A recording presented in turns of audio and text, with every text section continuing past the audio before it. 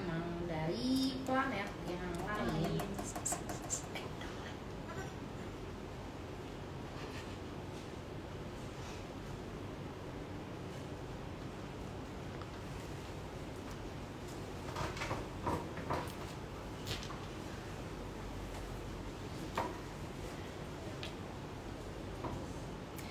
Halo, selamat sore sahabat Prasten yang sudah join live hari ini. Nah, sebelum kita mulai live Instagram sore hari ini, tentunya nanti akan bersama dengan narasumber yang sudah disiapkan dan luar biasa juga.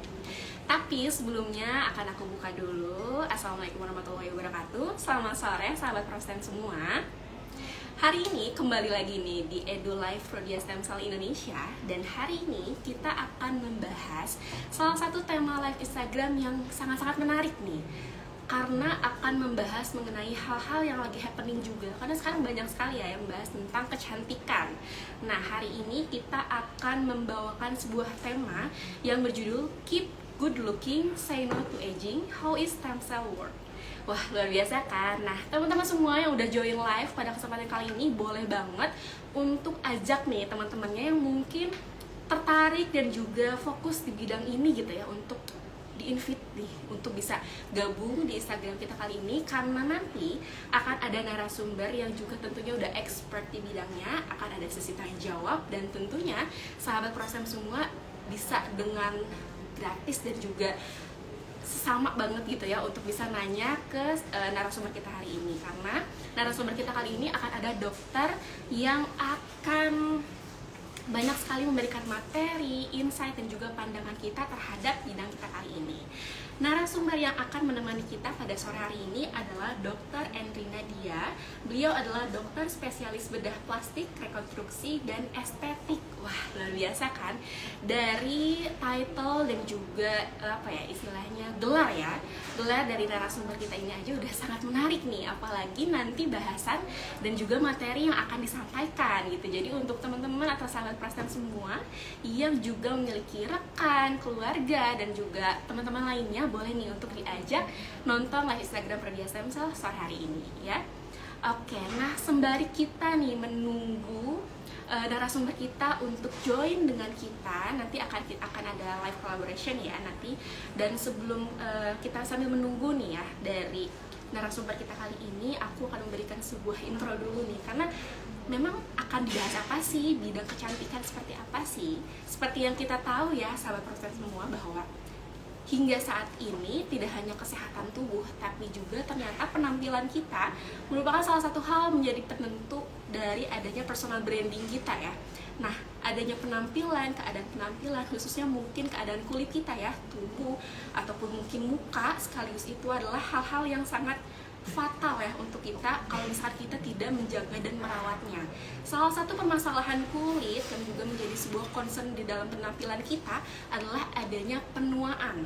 Ditambah penuaan sekarang gak hanya kepada mungkin faktor dari sahabat-sahabat kita atau keluarga kita yang mungkin sudah lebih dewasa, tapi sekarang banyak juga teman-teman atau saudara kita yang mengalami penuaan ini bahkan di usia yang masih dini gitu ya. Nah, sering kita dengar dengan penuaan dini. Nah, hal ini yang menjadi sebuah urgensi kita untuk bisa sama-sama merawat keadaan kulit dan juga penampilan kita. Seperti itu kurang lebih, dan masih akan kita bahas selanjutnya. Kita akan lihat apakah Dr. Endrina sudah bergabung. Nah, sudah bergabung bersama kita nih, kita accept dulu ya.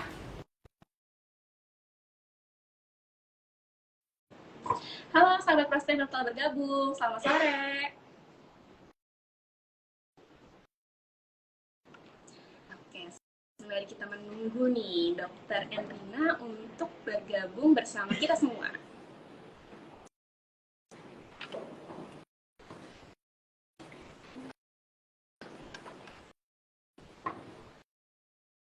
Oke, sepertinya sedang ini ya, sedang proses nih Dr. Endrina. Tadi sudah di-accept untuk kolaboratif live-nya, dan sebentar lagi kita akan sama-sama langsung bertemu nih secara online ya dengan Dr. Endrina sebagai salah satu narasumber kita yang tentunya akan memberikan sebuah materi, insight, dan juga pengalaman yang luar biasa ya. dari pengalaman-pengalaman yang sudah beliau lakukan di bidang ini, dan tentunya materi ini juga gak kalah menarik ya untuk kita tekuni gitu ya bersama-sama. Oke, sembari kita menunggu mungkin sedikit ada kendala teknis. Iya, nah sembari kita menunggu narasumber kita untuk bergabung, aku mau ngasih tahu untuk sahabat Prostem semua nih ya. Nanti setelah adanya sesi Q&A atau sesi tanya jawab bersama dengan Dr. Endrina, pemaparan materi, nanti akan ada sesi Q&A bersama audiens, di mana sahabat Prostem semua diperkenankan untuk memberikan pertanyaan nih yang diajukan kepada Dr. Endrina, dan nanti pertanyaan yang terpilih akan langsung saya bacakan dan Dr. Endrina langsung jawab gitu ya. Jadi sahabat Prostem yang sudah join pada kesempatan kali ini, boleh banget untuk memberikan pertanyaannya, boleh di komen atau langsung di question box gitu ya, biar nggak tenggelam gitu sih pertanyaannya, dan nanti di sesi Q&A akan saya bacakan gitu. Oke, kita akan coba invite ya.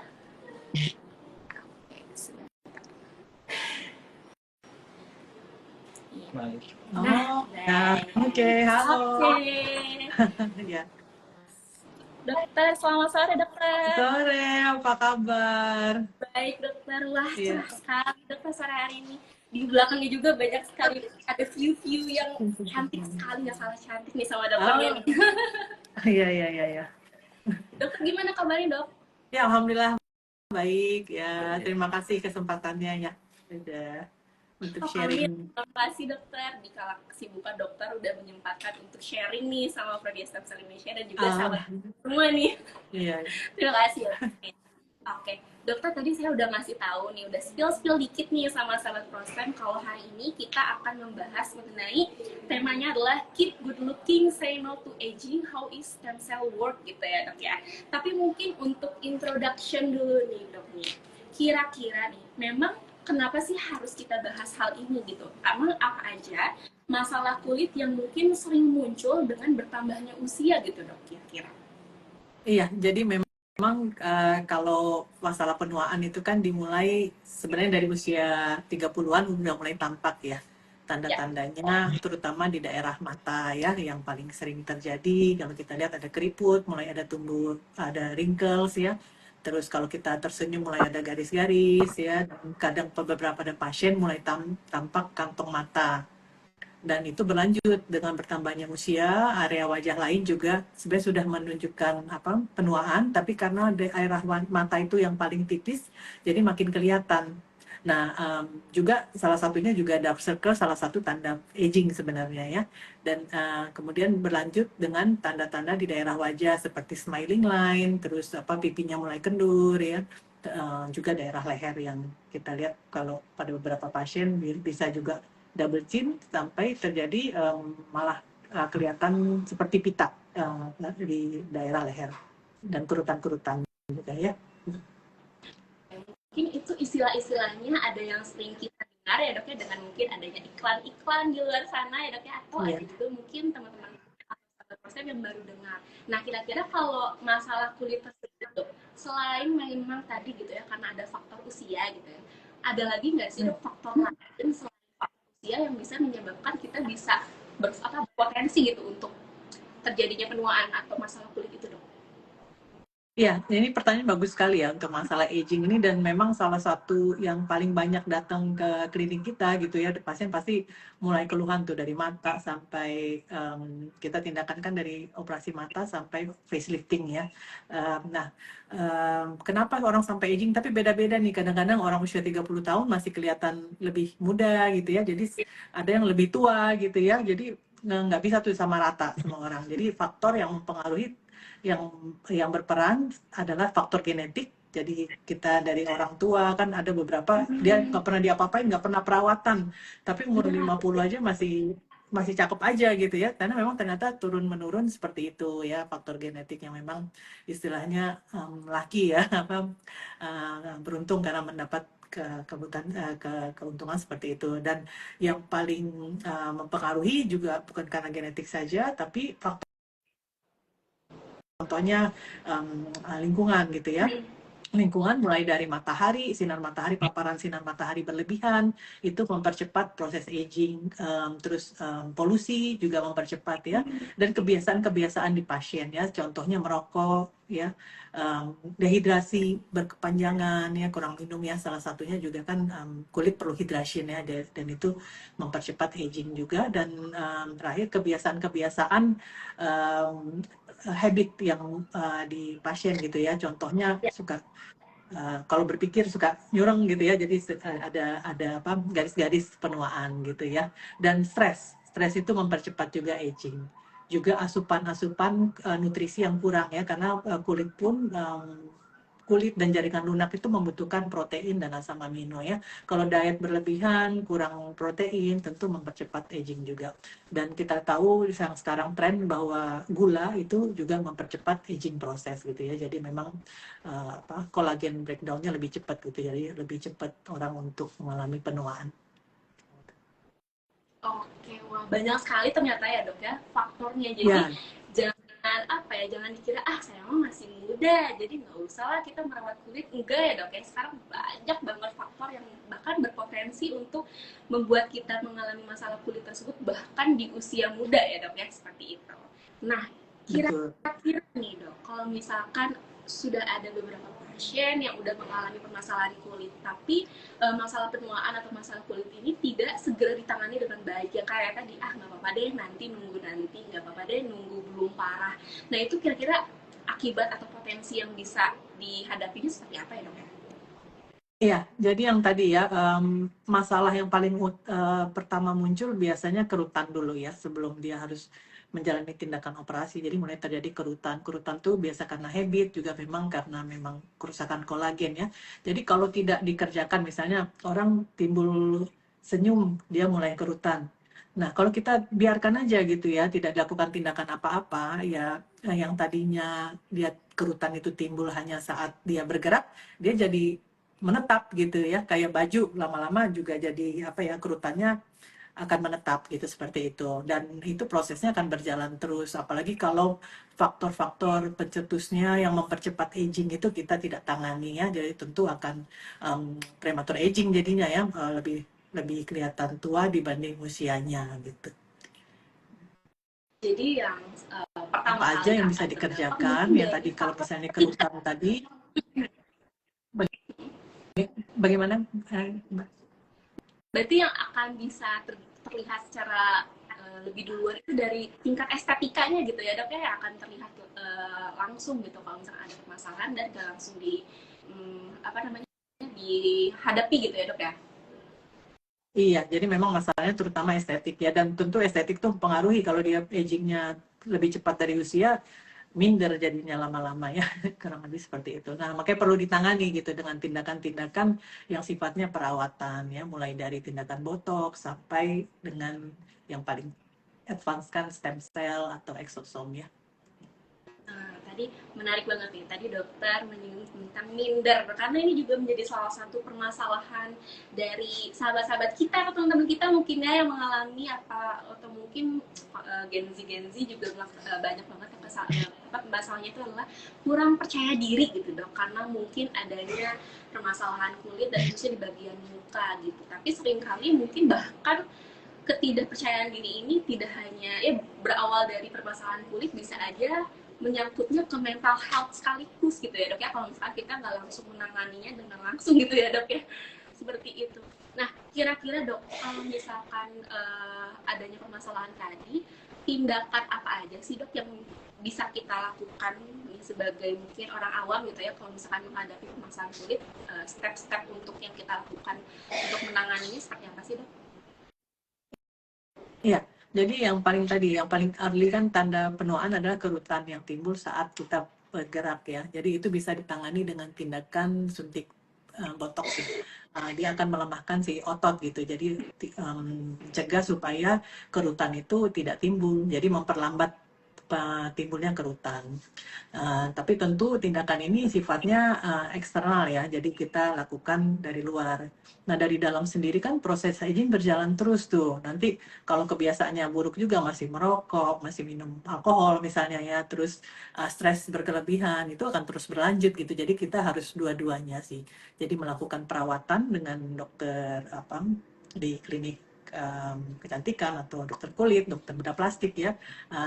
Tapi dari dalam kita sendiri berusaha apa yang mempercepat proses aging tadi.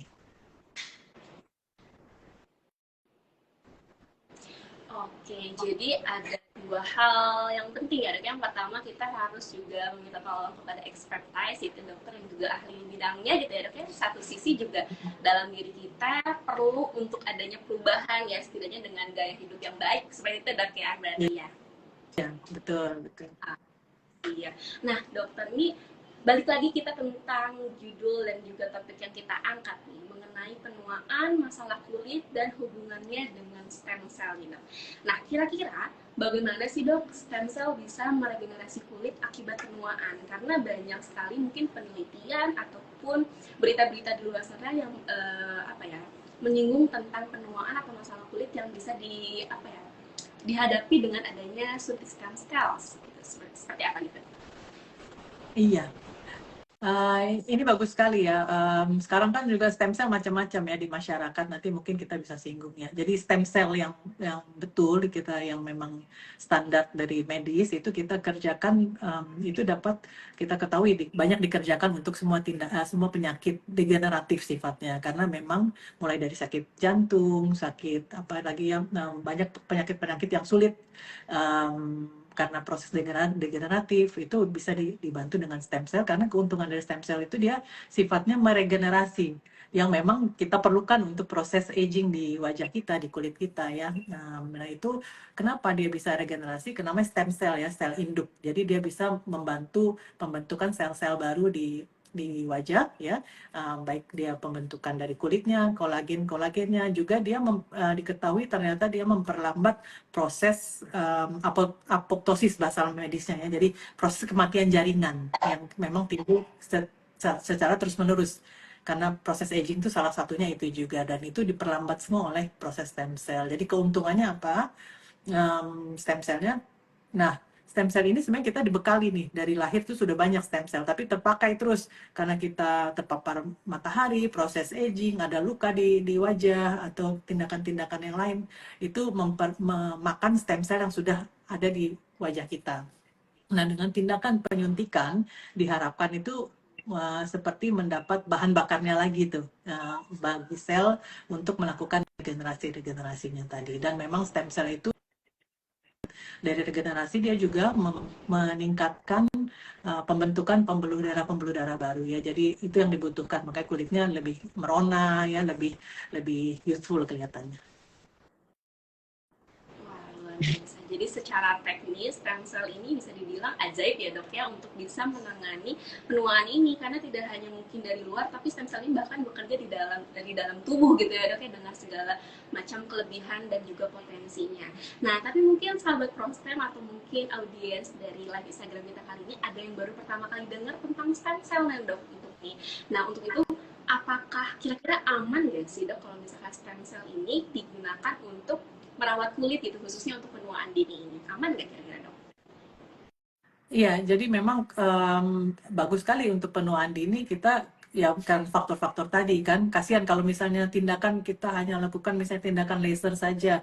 Sudah dibandingkan tuh laser dengan laser dan diberikan stem cell. Hasilnya akan jauh lebih baik kalau dilakukan kombinasi dengan treatment lainnya. Jadi laser dengan stem cell tadi. Karena ya tadi kita memberikan bahan bakarnya. Jadi semua tindakan apapun yang kita kerjakan baik laser maupun tindakan radiofrekuensi itu hasilnya akan lebih baik. Mulai kapan? Mulai saat timbul kerutan, tanda-tanda penuaan. Biasanya yang bisa kita kerjakan gitu. Nah.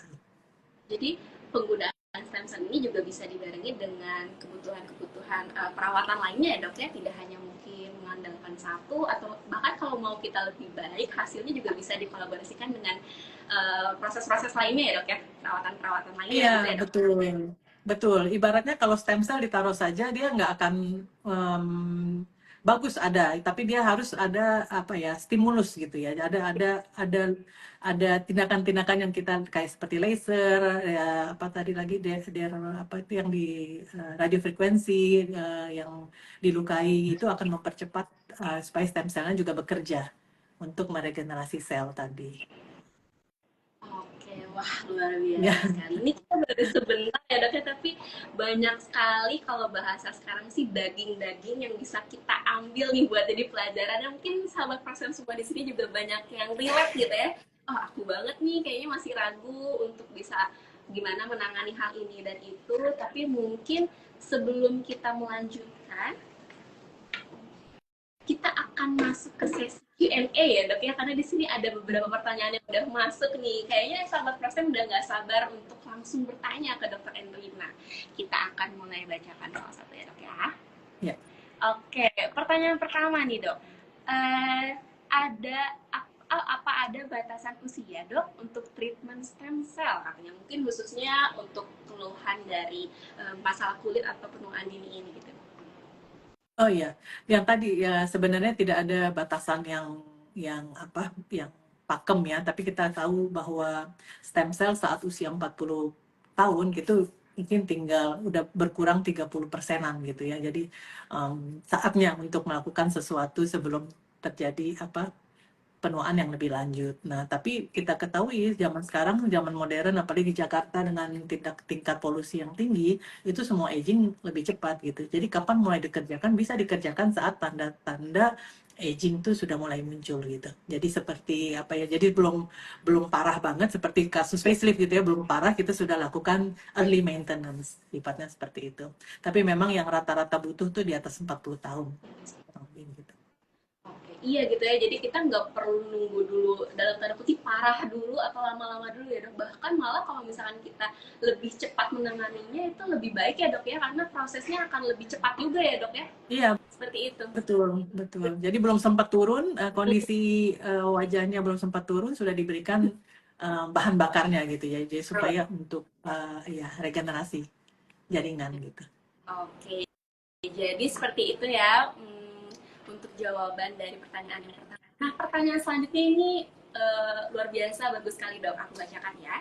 Di sini dok boleh tanya, keunggulan stem cell untuk anti-aging dibanding SVF, PRP, growth factor. Lalu stem cell ini diambil dari adipose tissue atau dari embrio. Wah, luar biasa ini kritis sekali. Aduh, canggih nih.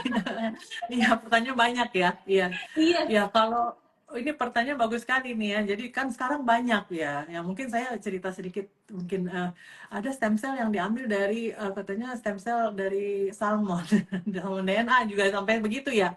Nah, jadi yang secara medis kita ada secara evidence based medicine, jadi ada buktinya, ada penelitiannya, adalah kalau dikerjakan either dari bahan tubuh sendiri atau yang diambil dari orang lain ya.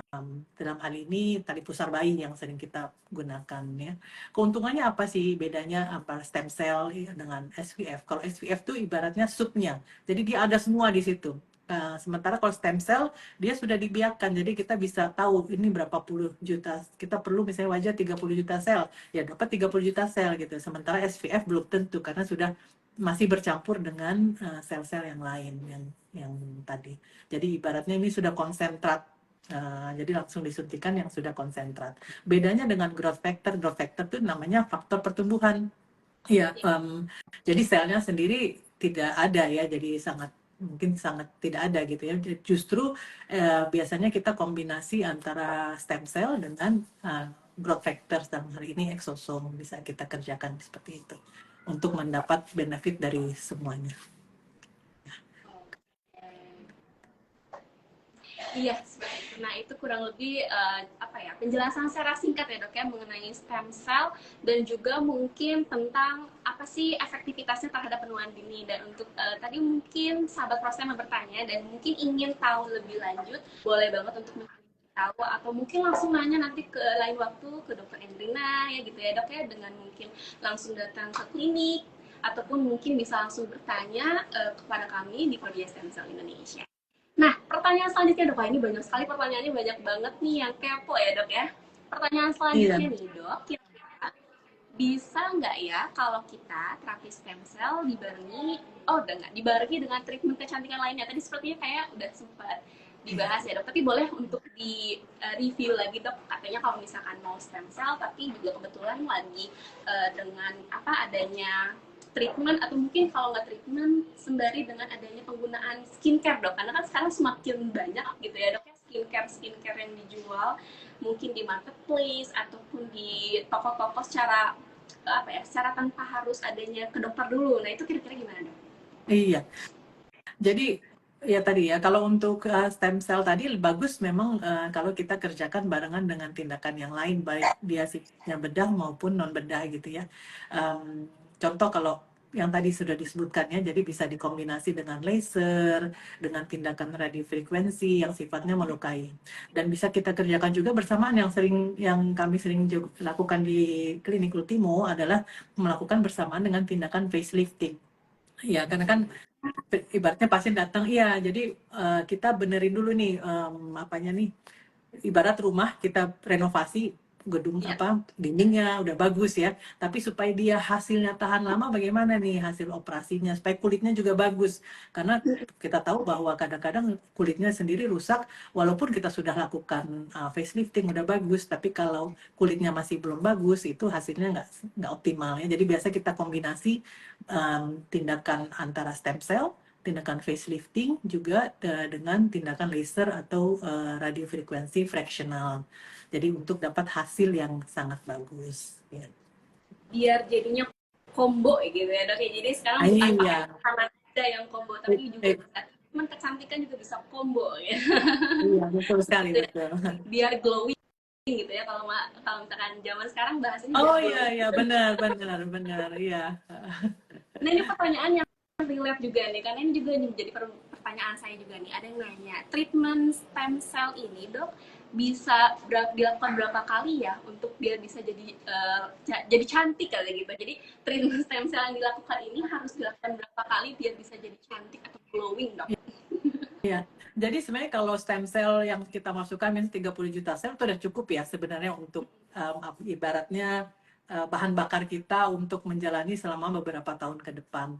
Memang belum ada yang pasti ini bisa berapa tahun sekali, bisa berapa kali setahun ya, tapi tentu orang menghitung antara biaya dan benefit ya. Pasien-pasien kita memang rata-rata mengulang terus 3 tahun sampai 4 tahun sekali rata-rata untuk mengulang menambah stem cell, terutama yang di atas 50 tahun yang sudah menopause ya, di mana tanda-tanda aging lebih cepat untuk kelihatannya. Oke, seperti itu ya. Jadi sekali juga sebenarnya udah bisa langsung terlihat gitu ya efeknya. Tapi kalau ada rezeki lebih bisa gitu ya, lebih Iya, dari sekali. iya, Glowingnya bisa sampai mengeluarkan cahaya gitu kayaknya ya dok. iya, iya. Wah ini pertanyaannya banyak sekali yang excited ya dok ya. Ini mohon maaf jadi saya lanjutkan pertanyaan ya dok, berkenan ya dok. Boleh, boleh. Silakan, Boleh ya dok. silakan. Iya. Ini pertanyaan selanjutnya nih dok. Dokter, kalau misalkan kita mau treatment stem cell nih dok, kira-kira persiapan apa aja sih dok yang harus dilakukan gitu ya? Mungkin ini untuk teman-teman yang udah mau treatment stem cell gitu, terus dia mau mempersiapkan diri, kira-kira apa aja dok? Iya, jadi yang tadi yang paling penting adalah menjadi smart patient ya, jangan termakan iklan, jangan termakan apa ya, ya iklan terutama ya, atau endorsan. Ya, karena kan sekarang maaf ya disampaikan ya, tapi memang kasihan, soalnya saya kasihan sama pasien, mereka habis ratusan juta, bahkan mungkin ada yang sampai berulang-ulang, mungkin kalau dihitung bisa miliaran ya, hanya untuk tindakan-tindakan, maaf yang tadi secara evidence based medicine itu tidak ada. Jadi harus be smart customer, smart patient terutama ya, karena ini memasukkan sesuatu di badan kita. Jadi jangan sampai memasukkan sesuatu yang salah ya, bahkan harus revisi misalnya, menimbulkan kecacatan. Jadi harus hati-hati betul. Yang bilangnya stem cell itu yang secara evidence tadi, yang tadi disebutkan tadi semua, SPF itu yang dari lemak pasien sendiri diproses atau yang dari tali pusar bayi. Jadi tahu betul, kritis bertanya ke dokter. Jangan semua diputuskan cepat-cepat. Jadi bisa ibaratnya second opinion ya, untuk mencari yang paling tepat dan paling masuk akal, dan diskusikan dengan keluarga juga kalau memang perlu, dengan suami atau ya, supaya dapat. Kadang-kadang wanita seperti itu, terburu-buru mengerjakan sesuatu, ternyata sangat fatal akibatnya ya. Jadi terutama di wajah ya, kita jumpai banyak komplikasi-komplikasi ya. Jadi harus smart customer. Jadi cari klinik yang betul, yang mengerjakan stem cell yang memang secara evidence base itu betul gitu ya. Jangan termakan iklan itu aja. Sesudah itu boleh pilih mau tindakan apa. Tindakannya dikombinasi dengan laser, tindakan dengan fractional radio frequency, atau tindakan lain bisa dikerjakan. Oke, wah ini keren banget. Ini bisa jadi notes banget nih untuk kita semua ya. Jadi setelah kita bahas tadi ada menyinggung tentang evidence base, ini aku setuju banget ya dok, karena sekarang kita memang harus jadi konsumen atau jadi masyarakat yang pintar. Kita harus banyak sekali pertimbangan, kita harus kritis, even mungkin latar belakang pendidikan kita bukan di bidang ini, tapi kita harus cari tahu informasi ya dok ya, sebelum kita melakukan hal-hal yang langsung ke tubuh kita. Dan dokter tadi memberikan saran nih untuk kita semua, jadi harus kritis dan juga membicarakannya dengan expertise di bidangnya, seperti itu ya dok ya. Ya, ya. Nah, ini mungkin menjadi pertanyaan terakhir nih dari sahabat Prostem nih, dok. Dok, untuk stem cell ini kan sifatnya fragile ya. Wah, ini bahasa Gen Z banget nih, fragile.